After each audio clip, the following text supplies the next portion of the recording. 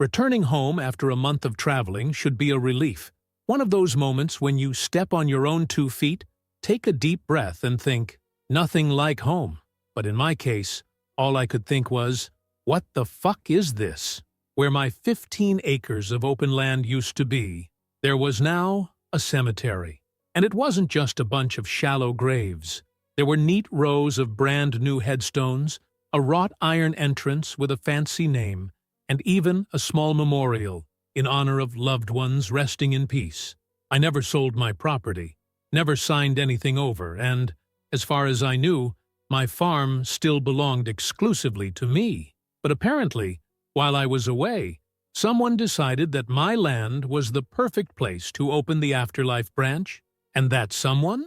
Of course, the mistress of absolute reason, the queen of unilateral decisions, the damn president of the local HOA. For those of you who have never had the displeasure of dealing with one of these organizations, HOA stands for Homeowners Association, which basically means a clique of neighbors who think they're kings and queens of the neighborhood and want to call the shots.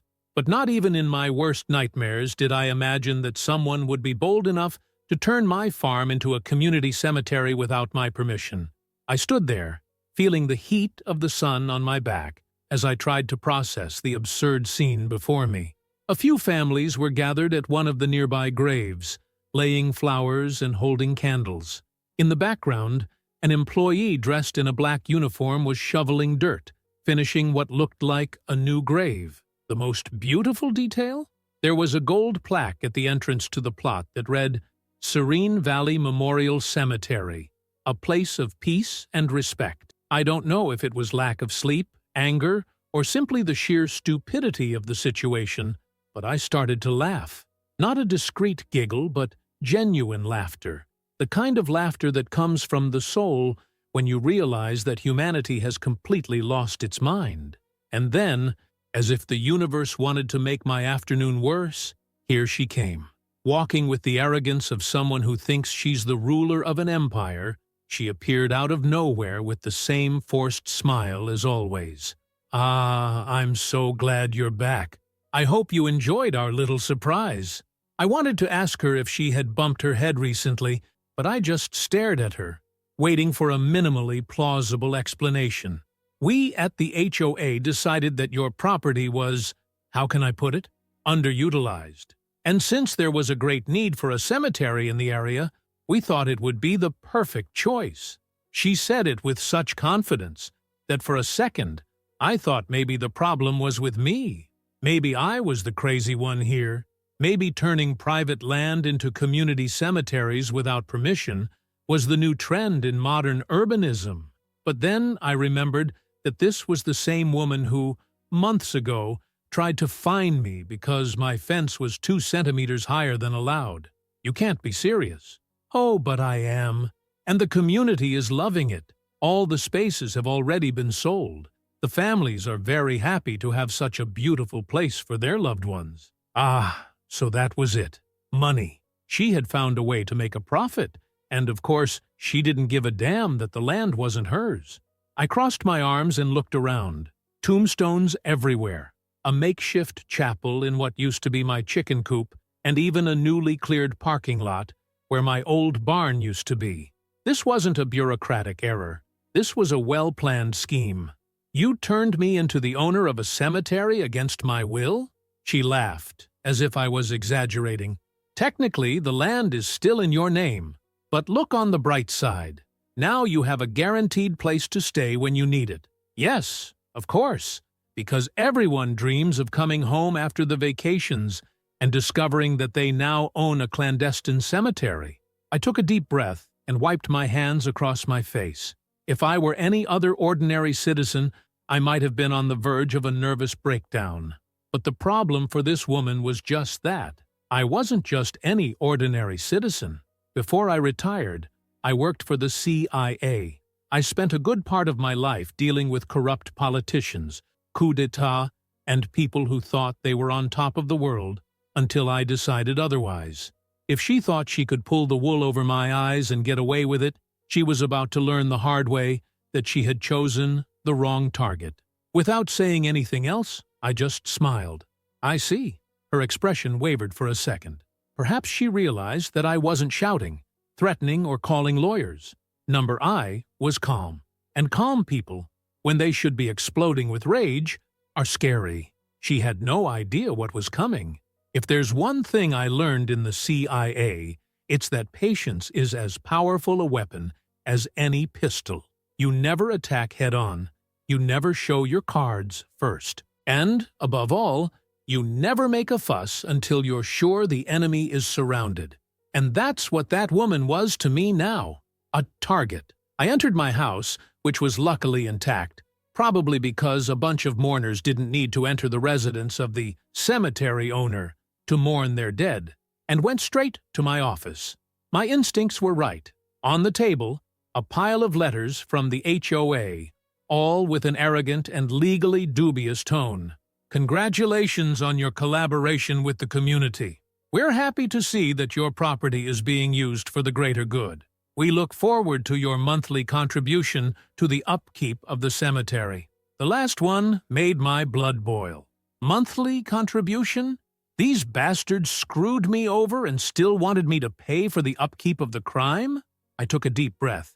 I'd dealt with far worse people than a woman who was a trustee, and the trick was always the same. Find out how the person benefited from the situation and cut off their source of power. The first step was obvious. I called the land registry office and confirmed that, as expected, the farm was still in my name. This meant that legally, the whole cemetery had no authorization to exist. But I knew that just filing a lawsuit would take months or years, and I didn't have the patience for that. The second step? Follow the money. I left the house and started walking around the grounds, pretending that I was just acknowledging the damage. But in reality, I was hunting for clues. And I soon found what I was looking for. A temporary administrative cabin, one of those prefabricated wooden ones, set up right in the corner of the property. Next to it, a black pickup truck with no license plate from the town hall or any other public agency. I smiled. The woman was so stupid that she hadn't even tried to hide her tracks. Disguised, I approached the cab. The door was locked, but the window was ajar enough for me to peek inside. Piles of papers, a computer on, and a clipboard with a list of clients who had already bought their graves. But what caught my eye most was a safe in the corner of the room. So that was it. She was selling the cemetery plots directly, pocketing the money, and probably registering everything informally, hoping no one would dispute it. Bad idea. I went back home and did the only thing that could put an end to all this in the quickest and most brutal way possible. A phone call to an old acquaintance. "Hey, old friend," I said when he picked up. "I need a favor." There was a short laugh on the other end of the line. "I thought you'd retired for good." So did I, until they came up with a new and creative way of trying to fuck me. I explained the situation in a few sentences. My contact, a former colleague who now worked for the Federal Bureau of Investigation on Real Estate Crimes, was silent for a moment. "This is serious," he finally said. "If someone has registered land sales without the owner's authorization, it's not just fraud, it's a federal crime. I thought you'd like that." "I do. I'll see what I can do. But you know, this kind of thing takes time." "I don't have time." "All right. So, what do you want me to do now?" "I need someone to go up to this woman and really put pressure on her. Someone who can make her smell the shit she's gotten herself into before I flush." Another laugh. "I'll send some people to ask some questions." I hung up the phone and went to the kitchen to get some coffee. Now, all I had to do was wait for the fun to begin. The next morning, I was on my balcony when I saw the most beautiful scene my tired eyes had ever witnessed. Two unmarked black cars pulling up in front of the entrance to the Serene Valley Memorial Cemetery. 5 men in suits got out of the vehicles. One of them, a thug with sunglasses and a look that said, "I don't have time for shit," held a clipboard. They went straight to the administrative booth. 3 minutes later, the door opened violently, and the owner of the cemetery came out like a hurricane, gesticulating and pointing as if she could turn the situation around with a shout. Her problem? The feds don't give a damn about HOA chirps. As I watched from the sidelines, I thought about approaching her, but I thought it best to let her suffer a bit before realizing that I was the one who had pulled the trigger on her misfortune. After about 20 minutes of unfriendly conversation, the agents began to confiscate the documents from the cabin, dismantling her little funeral empire before her wide-eyed eyes. She tried to argue, of course. She tried to explain that it was all a misunderstanding, that there was no intention to harm anyone. But when the agents started asking very specific questions about where the money from the sales had gone, her tone changed. Now she looked scared. Good. That meant there was more to come. And I couldn't wait to see what would happen when she found out that, as well as losing all the money, she still had to deal with me. There's a funny thing I learned at the CIA. When a person is caught red-handed, they have 3 possible reactions.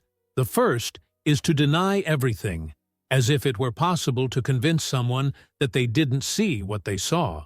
The second is to try to make a deal, usually by offering something in exchange for silence. The third, and my favorite, is when desperation hits so hard that the person starts talking too fast, trying to get rid of all the blame and throw it at someone else. My dear HOA Karen? She opted for a combination of the 3, in an order that was a lot of fun to watch. I stood on the balcony watching the investigation unfold. The agents weren't just taking documents. They were dismantling her operation right there in front of everyone. Computers, files, forged contracts, all being bagged up as evidence. She, on the other hand, was on an emotional roller coaster. First, she tried to maintain her pose, saying it was all an administrative error. Then she argued that she had verbal authorization to use the land. When the agents asked from whom, she stammered, which was the cue for Phase 3, despair. "This wasn't my idea," she fired, pointing to the street as if the real culprit was going to appear floating on the horizon. The HOA approved it. They assured me it was all right. But of course, there was going to be a basic betrayal. When everything falls apart, it's every man for himself. The agents continued to dismantle the scheme while I decided it was time to join the party. I walked down the steps of the balcony as calmly as someone who knows they've won the war before they've even fired the first shot. "Excuse me, gentlemen," I said politely, as if I were a confused old man who wanted to know why a bunch of people in suits were messing up his yard. "Is there a problem here?" The woman spun on her heels when she heard me, and, for the first time, I saw a hint of real panic in her eyes. "You?" "Me, the owner of this property, the one who has never, at any time, sold a single square meter of it to you or the HOA. The agent who seemed to be leading the operation gave me an appraising look. He should have already been told who I was, but he wanted to hear it from me. "Can you confirm that you never authorized the use of this land for cemetery purposes?" I smiled. "Not only do I confirm it, but I can guarantee that if anyone says otherwise, they're blatantly lying." The agent made a note, while Karen broke out in a cold sweat next to me. She knew the house had fallen in, but she was still trying to cling to any excuse that could stop the Titanic from sinking. "That was a misunderstanding," she repeated, her voice cracking. "We thought he agreed." "Oh, that's funny," I replied, feigning surprise, "because at no time did anyone ask my permission, and if they had, I would have said no before you'd even finished your sentence."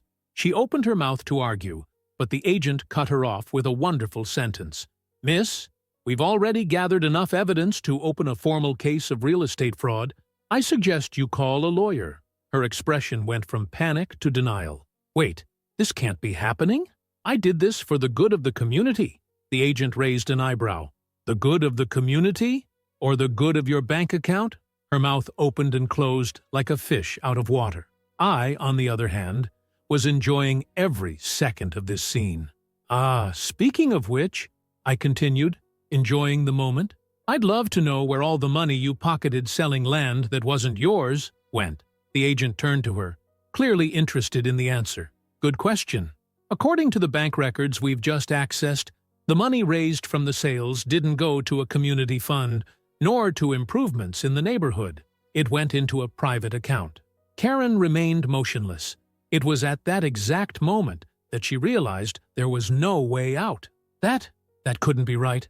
But it was. She knew it, I knew it, and the agents knew it. Now, the question was simple. What was next? While the agents finished cataloging the documents and preparing the paperwork for the process, I decided that I still wasn't satisfied. I wanted her to feel the disgrace falling on her head, not just to know that she was going to jail. So I did what any vindictive person would do. I went to the HOA office.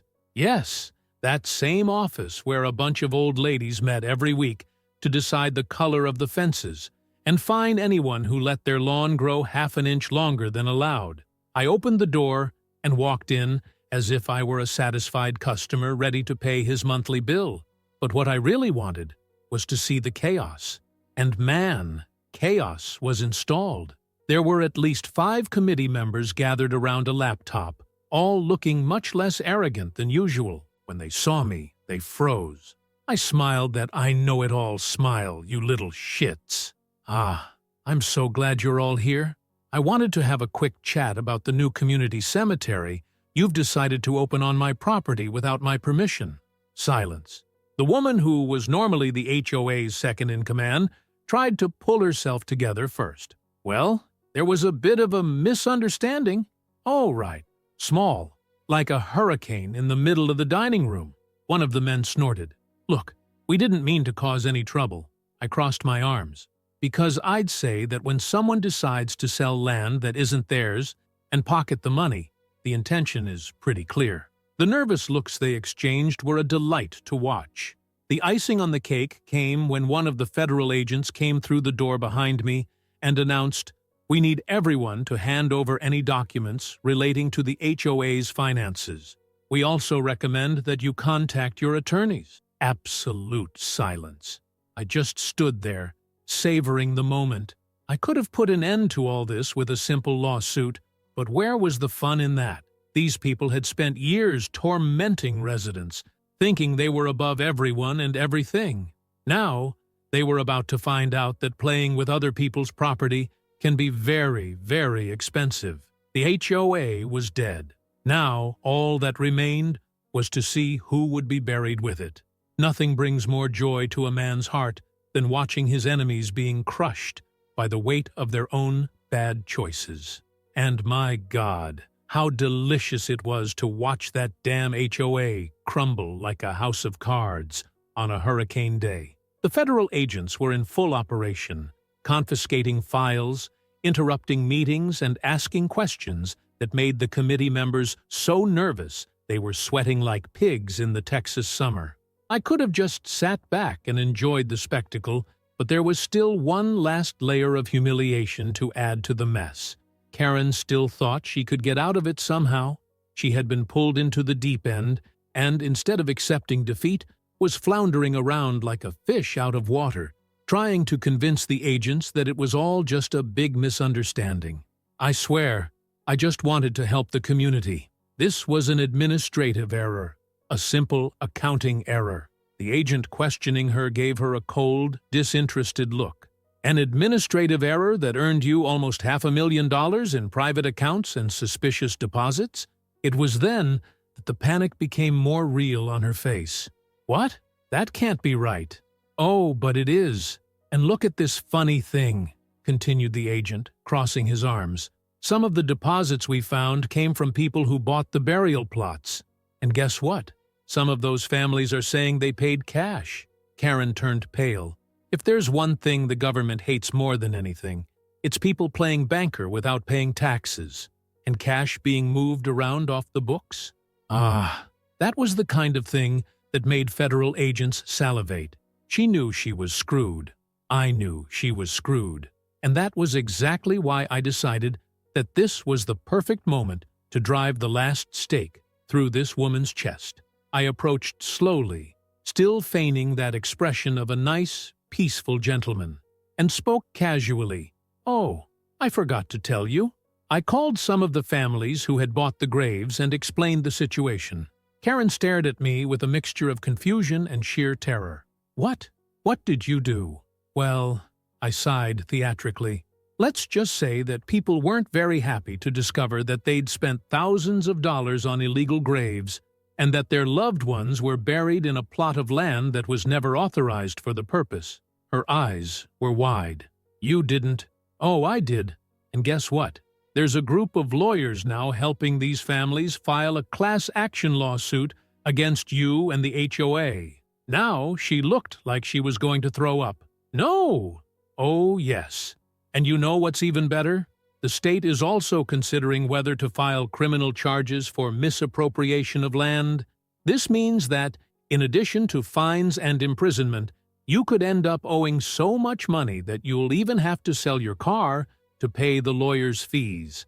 It was at that very moment that I saw her soul leave her body. The queen of the HOA, the woman who spent her days handing out ridiculous fines, checking the length of fences, and terrorizing residents with absurd rules, was now just a quivering pile of nerves, realizing that her life was about to turn into hell. But there was more. The other members of the HOA were also trying to escape the shit. One of them, an old man called Richard, had the bright idea of saying that he didn't know anything and had nothing to do with it. Too bad the financial records told a different story. "Oh, so you didn't know anything, Richard?" said one of the agents, leafing through one of the documents. "That's funny, because your name appears on several checks issued for this operation." Richard turned as white as paper. "That's a mistake." "A mistake? Well, it must have been a pretty big mistake, because there are transfers to your account as well." Another funeral silence in the room. "Well, as long as we're here," I continued, smiling. I was also curious to take a look at the HOA records. And do you know what I found? No one answered. That the residents of the neighborhood paid absurdly high fees for street maintenance. But, curiously, no maintenance had been done in the last 3 years. Old Richard began to sweat. "It must be a mistake." "Of course," I said, feigning astonishment. "It must be a mistake that you collected more than $300,000 in maintenance fees and spent only $10,000 hiring a fictitious company registered in the name of Karen's nephew." At this point, the entire HOA committee was basically shaking. The house had fallen in, and they knew it. The demolition of the HOA was a wonderful event to watch. After the investigation, the association was officially dissolved. All its funds were frozen to pay compensation to the victims of the scam. What was left over? It went straight to court fees and fines. Karen? Oh, poor thing. She got 5 years in prison for fraud and embezzlement. But the funniest thing was that, during the trial, she still tried to defend herself. "I just wanted to help the community," she whined to the judge. He didn't give a damn. She had to sell everything she had to pay her lawyers. Her house went up for auction, her car was seized, and even her furniture was sold to cover some of the debts. When she got out of prison, I heard that she had to move to another city and start again from scratch. Richard and the other accomplices also got off lightly. They were all prosecuted. Some got reduced sentences and had to pay huge restitutions. And the cemetery, that was the best of all. The state declared that all the people buried there would have to be removed, and the land would be returned to me. Who would pay for the exhumation and transportation costs? Guess what? The bankrupt HOA. In other words, after years of annoying everyone with idiotic rules, Karen and her troupe ended their lives as symbols of community failure. Me, on the other hand? Well, after I got my land back, I threw a little event for the neighbors, just to celebrate the end of tyranny. A nice barbecue, full of laughter and stories about the dark times of the HOA. And to make sure no one would ever try to steal my property again, I installed a nice sign right at the entrance. "Private property. Enter without permission, and you become part of the cemetery. This time, on me." And if you like this video, don't forget to leave a like and a comment.